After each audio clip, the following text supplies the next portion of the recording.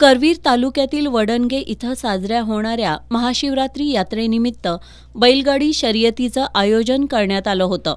यातील बक्षिसाच्या रकमेवरून सोमवारी रात्री उशिरा शेलार आणि तांबेकर अशा 2 गटात तुफान हाणामारी झाली होती.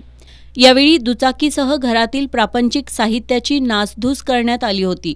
या हल्ल्यात हर्षवर्धन पाटील, धैर्यशील पाटील आणि आशिष बराले हे तिघेजण जखमी झाले असून त्यांच्यावर खासगी रुग्णालयात उपचार सुरू आहेत. या मारामारी प्रकरणी दोन्ही गटांनी करवीर पोलीस ठाण्यात परस्पर विरोधी तक्रारी दाखल केल्यात. या तक्रारीवरून पोलिसांनी काल शेलार गटाच्या 8 संशयितांना ताब्यात घेतलं होतं. तर आज तांबेकर गटाच्या अक्षय इंगवले, सुशांत तांबेकर, अक्षय तांबेकर, बबन तांबेकर, अजित रंधवे, पिराजी घोरपडे, राहुल लोहार आणि प्रदीप पाटील या 8 जणांना ताब्यात घेतलंय.